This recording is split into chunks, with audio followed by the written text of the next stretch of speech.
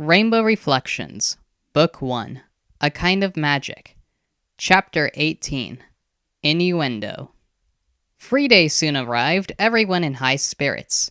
Zin was feeling much better now that the secret of her magic, and her body hatred realization, were out in the open. At first, she was embarrassed by how she had acted, but Ren and Hyaktu quickly reassured her that she didn't have to worry about it. Hyaktu then told Zin that he had booked an appointment at the end of December for her to see a therapist in Greytor, one of the nearby cities. When Ren asked her sister if she still wanted to be a girl, she merely shrugged in response and said nothing about changing her pronouns. Ren was a bit happy to hear this, but had a feeling this would change soon, just like everything else seemed to be changing. Ren and Zin practically flew through their art test. For drawing and painting, they merely had to present one of their favorite art pieces from that semester to the class and explain what technique they'd used and why they liked it. For writing, they had to read one of their written works out loud. In the cooking class, each student had to cook something small of their choice. As they'd been working in groups or partnerships throughout the entire semester, the cooks had them working independently for their test. For fashion, Aster had the whole class make a new outfit for him within the hour. Choir was merely singing a favorite song, while band was playing an instrument without any mistakes. The last test was theater. The class had been working on one production for months, and the test would be performing it for the entire school to see. The class moved to the theater, getting dressed in costumes and prepping the music and lighting. Everything was set by 3:15, which was when the doors opened for the rest of the school to come in. Not every student showed up, but there was still a wide audience. Ren was admittedly nervous as she saw how many people had arrived. Though she found the class to be fun, she wasn't sure she liked performing very much. She hurried over to Zin, who was dressed in a bright white robe with rainbow stars plastered all over it. The robe would shine like a beacon in the darkness of the large theater, which was exactly the point. Zin had the lead role. "I'm so nervous," Ren said, her eyes wide. "How do I deal with this? Zin chuckled. "It's okay to be nervous. It's natural. I'm pretty scared too. I still can't believe we got the lead roles." "I know, and I think I'm regretting it," Ren moaned, her stomach twitching uneasily. Before Zin could say anything else, a boy named Gray, who was the director of the production that term, stomped over to Zin and jabbed her hard. "Make sure you don't act too crazy," he sneered. Zin shoved his hand away. Yeah, I know," she muttered. She glanced at Ren, speaking telepathically. "I know you don't want me to take my role seriously, so I'm obviously going to do the complete opposite of what you want." Ren snorted. "What's so funny?" Gray snapped. "Take your places. We're about to begin." Zin stuck her tongue out at Gray's back as he left to check the other actors. The play then began, more noticeable by the lack of chatter in the seats beyond the stage rather than the clock on the back wall. Ren could hear Aster's voice beyond the curtain, and she scurried to the deepest shadows to ensure she was out of sight. "Good evening," Aster said, and the remaining chatter died down within seconds. "We are very happy to present you with the theater's fall production, The Spirit of the Midnight Forest. We hope you enjoy it." Music soon started up, and the first actors took their place on stage as the curtain opened. They were enacting the scene of a family traveling through a forest when a spirit, also known as Ren dressed in a feathery costume that glowed, suddenly jumped out at them. The family hurried away in fright as Ren also ran back into the shadows. "That wasn't so bad," she thought. She watched as the family got to a town, not knowing who to turn to for help. It happened that the townspeople knew a person by the title of the Rainbow Spirit Seeker, Zin. Zin bounded forward onto the stage, sliding across the wooden floor towards the family. She exclaimed that she was the Rainbow Spirit Seeker, who'd be happy to search for the spirit. The curtain closed briefly as the stage scenery was changed. Gray hurried over to Zin and whispered harshly, "Tone it down a bit. You're getting too excited." "Sorry," Zin whispered back, not sounding sorry at all. The production went well. The other actors, mostly playing as people who got terrorized by the spirit, could have used work with their acting, but were otherwise right on time with their acts, unlike in some rehearsals where they were off a beat or two. Eventually, Zin's character found the spirit. The spirit had been evading the Rainbow Spirit Seeker until she worked out that a person had stolen something from the spirit. The spirit wanted the object back, and so the Rainbow Spirit Seeker was then searching the town for the object. The play ended with Zin returning the lost object, a hat with a sun on it, to Ren, who vowed to leave the town alone. The crowd applauded happily as the other actors joined Ren and Zin on stage at the very end. Gray didn't look too happy, scowling at Zin. Ren was glad she didn't get on Gray's bad side. Once most of the audience had left the theater after Aster's final thank you, Aster turned to the team. "Zinnovis didn't listen to my orders," Gray shouted at once. "Orders? What orders were those, Gray?" Aster asked, his orange eyes confused. Gray was seething. "I ordered her not to act up." "Oh," Aster chuckled lightly. "I thought you had told her to act more lively. I do believe the play has benefited from that. The students were laughing quite a bit at the dramatic movements Zin made." Zin shot Gray a triumphant look. "However, Zin," Aster went on, catching the glance, "you do need to listen to your director more. I hope for more teamwork next semester. I will be judging the performance tonight and choosing who will be the director next term. You will know at the start of next semester. You all passed the theater test with great marks tonight, so I hope you're proud of yourselves." The students broke off into groups, some staying to chat as others left after taking off their costumes. A few, like Gray, helped pick up the props and put them in the back room where they were stored. Ren and Zin pushed the curtains aside and hopped off the stage, Ren's knees jolting at the action. However, this did not keep her from running to Hyaktu and Sorala. Frost lingered nearby with his friends, and even Mint hurried over. "You all did such a great job!" Mint exclaimed. "And you, Ren! You were such a scary spirit!" "I'm still surprised you two had the roles you did," Hyaktu said to his kids. "I thought you'd be dying to play the spirit, Zin." "I did want to at first," she admitted. "But Ren wanted it, so I didn't audition for the part. And she did great!" Ren chuckled. "It's so much fun to act evil and scary." "Yeah, I'm glad that's not who you really are," Sorala said plainly. Zin snorted. "Imagine that." The whole group laughed at the thought. Then Ren asked Zin, "Are you going to put that robe back?" She had already taken off her own costume and put it away. Zin raised a finger to her lips. "Shh! I was hoping I could get away with keeping it."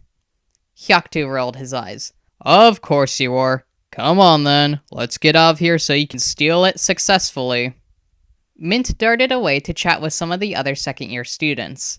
Frost headed towards Ren, but, suddenly not feeling in the mood to talk to him, she merely waved and followed her dad out the door. Hyaktu led the way into the thick snow that covered the courtyard. The sky was heavy with clouds, but it luckily wasn't snowing. Only the barest of breezes blew, but it was still enough to make them shiver as they trudged towards the Tai Chi studio. "It was a good play," Hyaktu said. "I'm glad to see you kids having fun." "It was fun," Ren said, beaming. "Yeah," Zin agreed. "I'm kinda glad this semester's over with, though." Ren chuckled uneasily. "Yeah.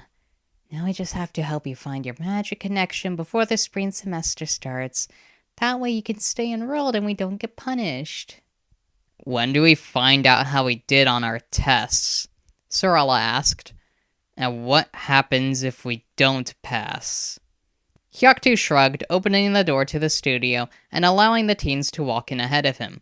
"These tests are more of preparation for the finals that will come next semester. The finals matter a lot. If you didn't do well on the test you just took, you will have a discussion with the class's teacher next semester. The tests are merely a measure of where you are in your studies right now." "So they don't even matter?" Zin mumbled, pausing as she reached for the tower key in her pocket.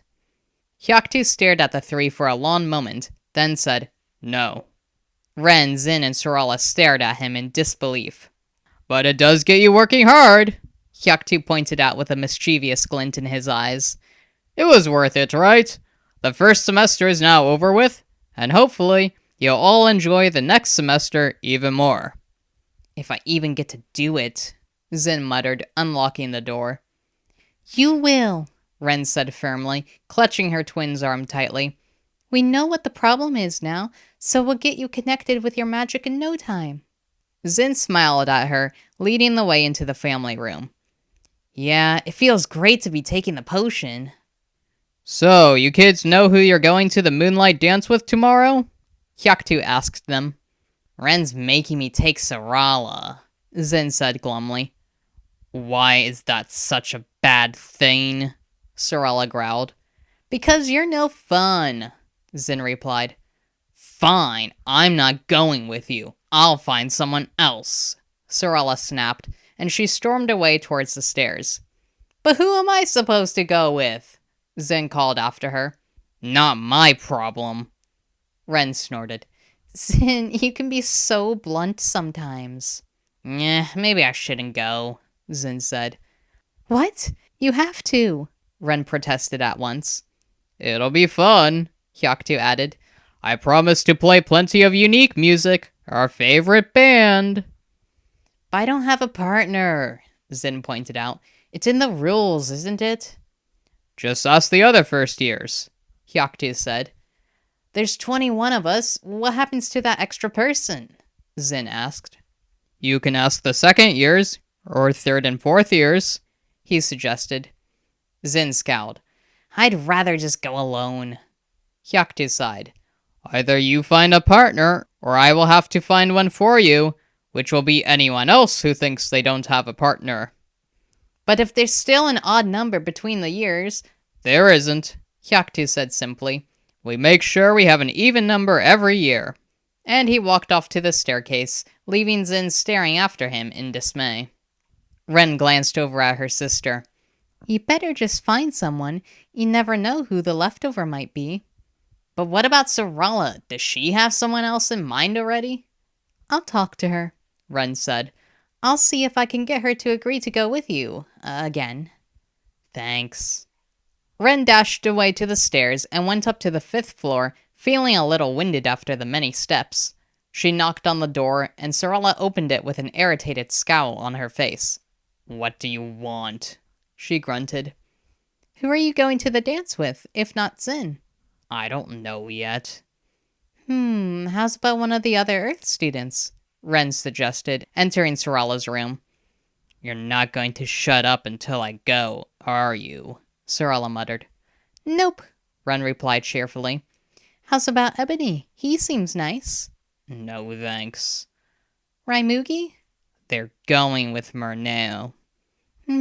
What about C3? C3? Are you serious? Sorala huffed, sitting on her bed. There's no way I'd go with someone as rude as him. He's worse than Zin. Ren snorted. Does that mean you're going with Zin? If she was interested in being a girl, maybe, Sorala grumbled. Of course she is, Ren said blankly. She didn't say we had to call her by different pronouns now. She's still my sister. Huh. Oh, Ren's eyes widened. Are you saying you're only interested in girls? Sorala made a non-committal noise. No wonder you didn't want to go with any of my suggestions, Ren chuckled. I must say, I haven't met many people who are only attracted to one gender. Most people are pansexual, bisexual. I think even asexual people are more common than unisexual people. What? Sorala asked blankly. Oh, pansexual is when you're attracted to people more for personality, and gender or sex doesn't matter. Bisexual is when people have preferences, but are still interested in more than one gender or sex. Unisexual is you, only attracted to one gender or sex. And asexual is someone who's not attracted to anyone, like Dad. Sorala grunted. Of course, you can be asexual but still have a romantic orientation, like panromantic. In this case, you'd be sexually attracted to nobody, but romantically attracted to any gender. Does that make sense? Sorella shrugged. Anyway, I'm pan-romantic myself. Gender doesn't matter, but personality is everything. Then why are you with Frost? Sorella asked simply. Ren didn't expect that. What do you mean? I'm still mad at him for the potion mess-up, Sorella growled, crossing her arms over her chest. He's such a jerk. You can do way better than him. I know, Ren admitted, feeling a bit uneasy as she shifted her weight from one leg to the other. But I wanted to be nice and give him a chance when he first asked me out. I was sorta planning on ending things after the dance tomorrow. Sorella smirked. Good, she muttered. Why? Ren asked. I feel like that's such a mean thing to do. Like, I'm just using him to go to the dance and dumping him after. That's just, well, mean. Sorella shrugged carelessly. Then dump him before the dance and go with someone else. Like who? Me. Ren eyed Sorella a bit skeptically. Did you just ask me out? Just as a partner for a stupid dance, Sorella said, twirling her hair around her finger. Not forever. I'm not that interested in you. Ren snorted. So you'd want to go to the dance with me just to dump me after? Maybe. Ren tapped her pointed chin thoughtfully. Well, I must admit, you're way more interesting than Frost. Okay, we'll go together. What about me? Ren swirled around to see Zin standing just outside the room, leaning against the doorframe. How long have you been standing there? Long enough to know you betrayed me and decided to go with Sorella instead, Zin chuckled. Ren blushed, not knowing what to say. It's fine, I don't really care, Zin said, waving her hand as she walked away. I think you'd make a good couple. Ren exchanged a glance with Sorella, feeling more heat rise to her cheeks. Sorella quickly dropped her gaze, her own face red. Well, I guess I'll go break up with Frost early, Ren said, laughing uneasily. She hurried away down the stairs, glad that it would be dinner soon. She'd find Frost in the eating hall and break up with him, simple as that. And as for finding a partner for Zin, she'd have plenty of chances during dinner. Ren made it to the eating hall just before the bell rang, flavorful scents hitting her nose at once and making her stomach growl. Yet she didn't bother getting a tray and instead waited by the door. Students began showing up in small groups until the eating hall was packed with bodies and loud chatter. Frost came in with Raimugi and Murneo, as usual. Hey, Frost, Ren said, waving. Frost smiled and walked over to her. Hey. I just wanted to tell you that, well, you see, I'm... Just spit it out, Frost said in exasperation. I'm breaking up with you, Ren mumbled. Frost stared at her for a long moment, then frowned. Why? What about the dance tomorrow? Ren shrugged. I just don't feel we have a connection, she said apologetically. And I'm going with someone else. Frost snorted derisively and shoved past her, rejoining his friends. Raimugi and Murneo glanced at Ren, then grinned at her and pointed their thumbs up. Ren frowned at the delightful reaction, but she didn't have time to ponder it as Zin and Sorella arrived. Did he do it yet? Zin asked. Yep, Ren said. And look at all these people you can ask to go with you, Zin. Zin sighed. How did he take it? Sorella asked Ren, glancing at Frost. Ren shrugged. He seemed more annoyed than anything. Raimugi and Murneo were happy, though. Everyone knows you can do better than him. Oh, and you are better? Ren teased. Sorella's face hardened. She stalked off towards the counter, grabbing a tray from the clean stack. Ren frowned after her. How do I do this, then? Zin asked Ren, not seeming to have noticed the strange exchange. Do I have to go up to people one at a time?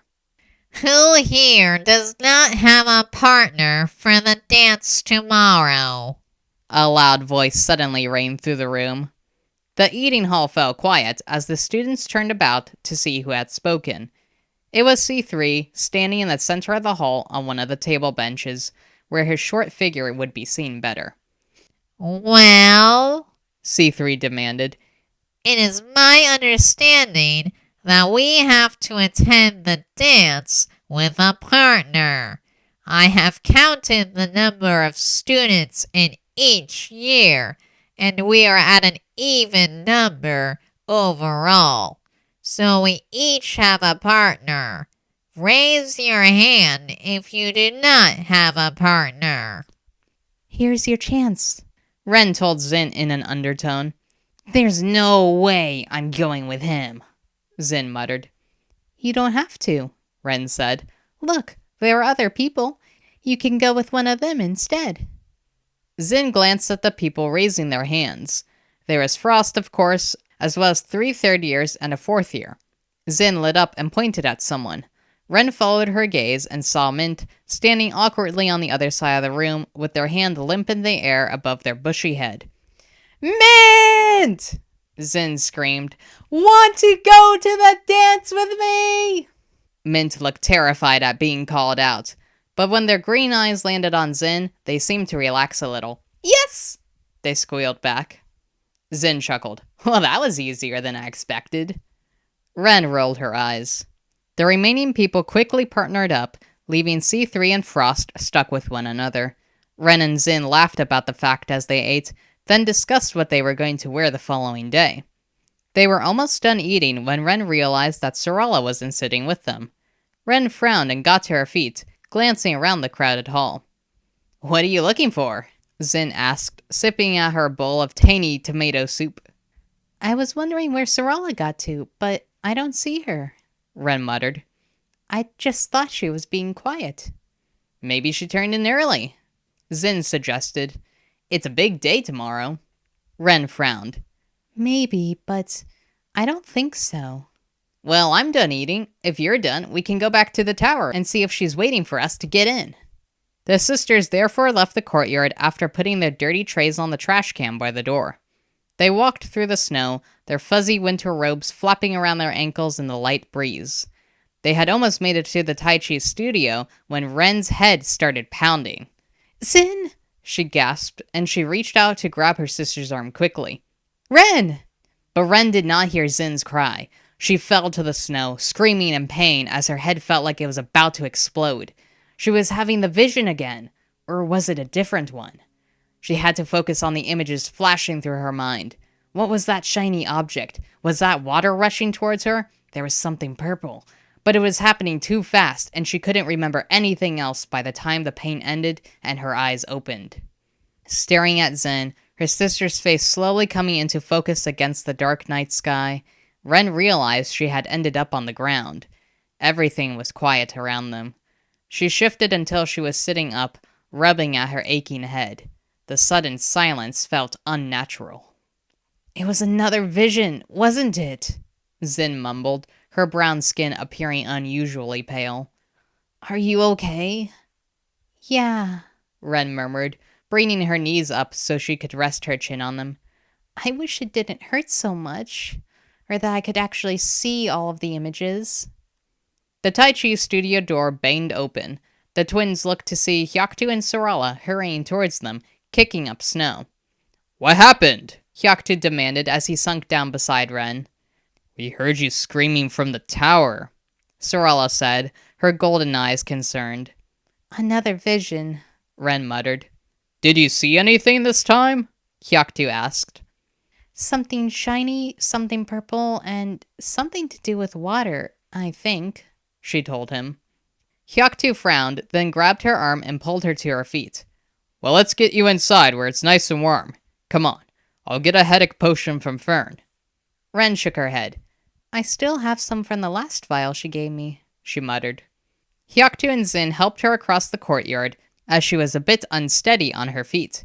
Sarala went ahead of them, opening the doors and stepping aside to allow them through. I think I'm just going to bed, Ren said, feeling drained as she entered the warm tower. Don't worry, Dad. I'm fine. Did you see that spirit again? Hyaktu asked telepathically. The one from your meditation dream? Ren shook her head, then instantly regretted the action. It made her feel dizzy all over again. No, nothing. Hyaktu merely nodded to her words, though he looked concerned. They all escorted Ren up the stairs into her room, moving at a snail-like pace. Ren thanked them, then went to her desk drawer and pulled out the half-full potion vial from Fern. She drank the rest of the potion, and the pounding in her head stopped soon after. Ren walked over to the window and stared out. What do these visions mean? What is that spirit trying to tell me? She whispered to herself. And why me?